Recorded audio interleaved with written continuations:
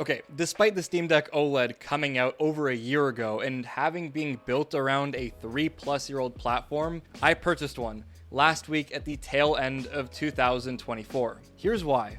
I don't think it's any surprise that I like handhelds. I mean, I've been really enjoying the Ally X from Asus, it's fantastic, and I love the original Ally, and I even really like the original Steam Deck. However, I've never owned the OLED, and the coverage that I've done on it on the channel was always my cousin's unit, and I didn't really think that I needed one or necessarily actually wanted one in my life. I mean, most of the games that I play don't work, at least natively, like Call of Duty due to compatibility with the anti-cheat on Linux or SteamOS. However, I've kind of done like a complete 180 recently, and I want to tell you about it. I think it's most important to look at the deck for what it is. Sure, this is a handheld PC, but that's not really the point. Valve designed the deck from the hardware to the software and user interface to mimic a console. It's supposed to be easy for everyone to pick up and play, and it hits a price point that is perfect for mass adoption, especially with the LCD variant. And whether this is your first gaming PC or you already have like a very extensive Steam library, well, the deck is just a really good place to start and even transition to.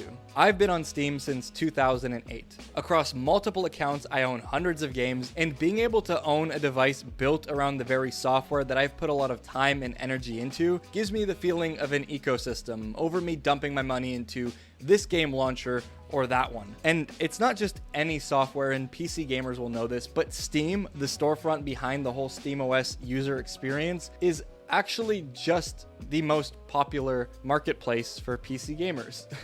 That came out really weird, but yeah, everyone uses it, with either every developer already publishing on it or going to start publishing on it. Steam has a very extensive library of games, and that's just simply because there's a ton of players and users on Steam over the last 20 years of it being available. So before we go any further, this video is sponsored by Dr. Phone. So look, you just got a brand new phone for the holidays, and how exciting is that? One huge problem though, you're probably sitting there wondering, how do you take your data from your old device to your new one and make it a hassle-free experience? You don't want to be sitting there with your brand new gift in your hand thinking about all of the trouble that you're going to be putting yourself through for the next couple of hours. And that's where Dr. Phone comes in. This is Dr. Phone Phone Transfer, and all you need to do is search for Dr.Phone on Google, download and install the phone transfer software, and connect both your old and your new phone to your computer. Select Phone Transfer, choose the data that you want to move, like photos, videos, contacts, and messages,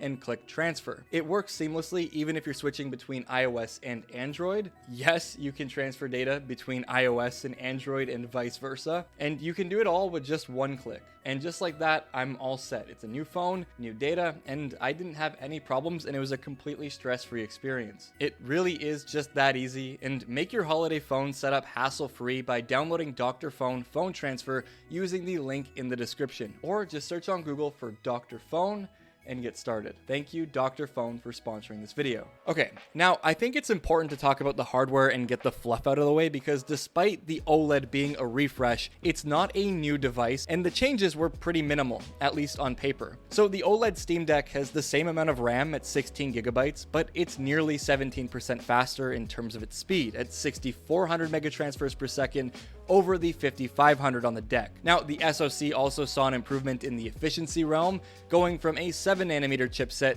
to one being built on a 6nm process. This, along with the battery at 50 watt hours over 40, gives you a much longer playtime, and also makes a huge difference in the thermals, not only in the temperature, but in how loud this device actually gets. And spoiler alert, it's not loud at all, allowing the new, even bigger fan to run quieter whilst also maintaining a cooler overall temperature on the handheld. And the bump to Wi-Fi 6E was also nice, as this does help with download speeds and latency in multiplayer titles, and the 31 gram reduction to the weight is appreciated on these devices that you're expected to hold for a really long amount of time. With the OLED though, what you're paying for is basically in the name, the OLED display. And look, I fell for the upgrade from the original Switch to the Switch OLED, and I did that with this because it makes that much of a difference. It is an infinitely better display. With each pixel being individually lit, not only does it consume less power, but when displaying black or dark images,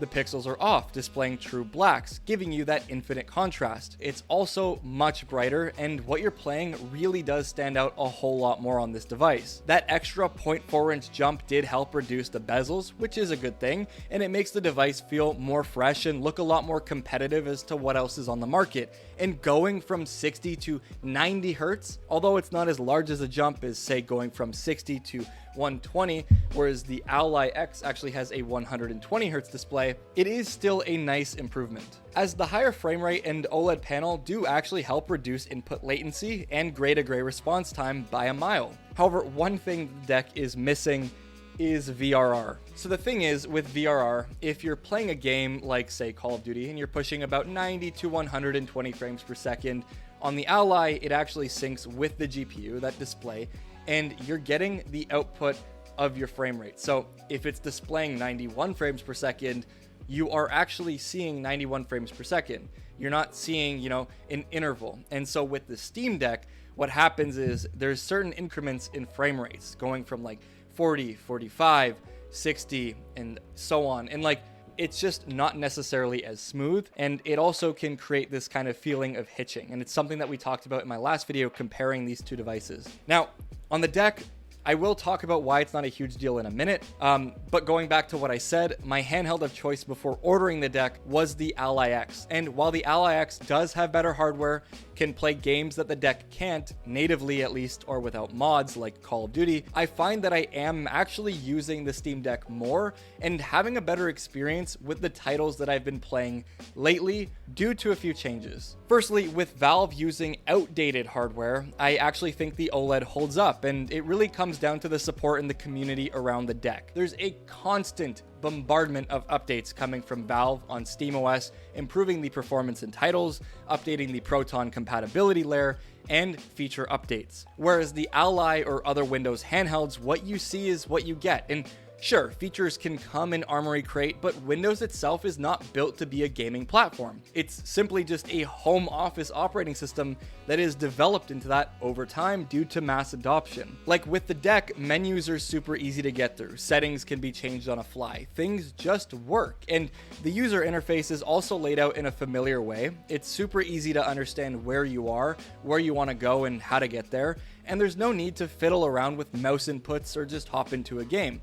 And because Linux is much lighter of an operating system than Windows, there's nothing just constantly running in the background, eating up your resources and ruining your gaming experience. Most importantly, with the Steam Deck, when you do want to play a game, you just turn it on, and then it turns on, you go to your library, and you pick a game that you want to play. It's that simple. I love the Ally, simply from a hardware standpoint, the games that I play on it, the performance that I get out of it. This thing is insane, and I would highly recommend it to everyone. But one thing, and it's not even a fault of the Ally, it's straight up Windows, is that there's times that, games on Game Pass need to update, but for them to update, I have to open up the Microsoft Store and do it because the Xbox Game Pass app just doesn't push the update. It doesn't do anything. And then there's times where the Xbox Game Pass app will need to update before I can even play a game. So I'm constantly, again, not at fault of the Ally. This thing is fantastic, but I'm just having to put in extra steps. So I think from a pick up and play perspective, I really like the deck and how it works fundamentally. And that's a whole other topic, but I will be putting Bazite on this and installing a 4TB SSD in a future video. So keep an eye on that because that is going to solve some of the problems with the Ally and make this thing an absolutely insane competitor to the Steam Deck. Not that it isn't already, but from a casual, let's go, let me just play a quick 5-minute game perspective. But what I like about the deck is that it's opened me up to more titles versus playing things because I can. I mean, I already have a PC, I have a console. Do I really need another place to play Call of Duty? No, I don't. I fell out of love with gaming quite a long time ago. There's just a lot of titles that I stopped playing, I stopped enjoying, and I haven't really found myself getting pulled back in. Everything seems super repetitive. Games like Counter-Strike is what I used to enjoy, Call of Duty, and a lot of like looter shooters and games like Diablo. Everything just felt like it was going into this pay to win or microtransaction realm, and the soul just kind of escaped the games for me. The deck has kind of sparked this love that like I had for a little bit but was just kind of washed away, and that is my enjoyment for indie games. It's just opened me up to a lot of titles and even third-party AAA games that I never really would actually pick up and play if I'm sitting down at a PlayStation or at a desk. Playing these later to run titles on this is also a joy, because when you find good low TDP games and get the performance that you want and lock your frame rate, your playtime with the deck goes up exponentially, and you can even see an estimate on how much battery you have left, which cuts down the handheld's battery anxiety. And I think that it's just something that every device needs to have. I will say the worst and absolute worst battery life that I've managed to get out of the Steam Deck is about 2 hours, and that is with stressing it playing games like Cyberpunk and Red Dead. But for the titles that I play mostly on here, I'm getting a minimum of 4 hours. And 4 hours is kind of what I've come to expect, and that's perfect for me as someone who really just likes to fill an hour or two of my night with the deck.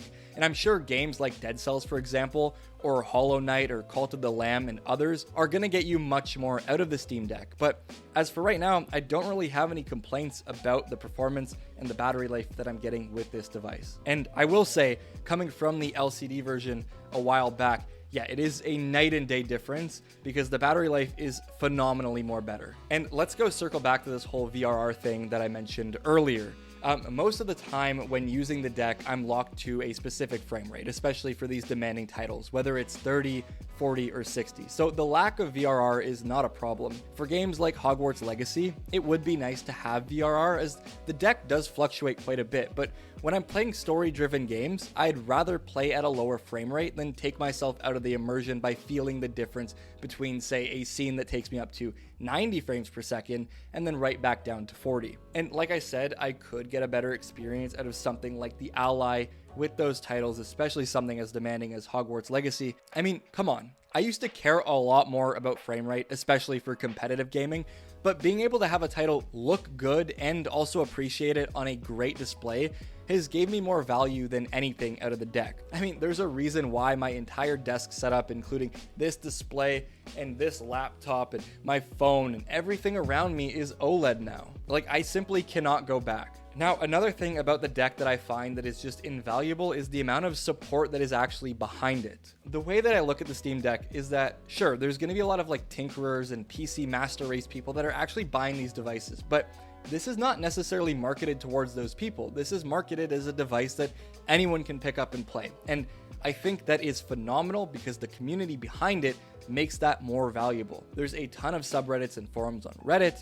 There's a vast amount of accessories and mods for the Steam Deck OLED, and there's also a lot of mod tools, things like Decky Loader. But even from Valve, they're treating this like a console, something that you can own for a while, not something that you have to think about buying and pray that they're not going to drop another unit on you a week after you buy it. They also just want you to be able to upgrade it and replace it with components like thumbsticks, buttons, SD cards, and so on. And they even went as far as teaming up with iFixit to stock and provide the components that you need. And there's even detailed videos and tutorials from iFixit on how to do these teardowns and installations, which I think from a community standpoint is really good because your investment is your investment. Like, once this thing is, crapped out, you don't really need to go to Valve to get it serviced if you want to do it or feel like you can do it on your own if you can purchase those tools. And value is subjective. We all know that. So me calling this thing a deal or a steal, well, for some of you, it might be completely out of reach, and I understand that. And there are some people who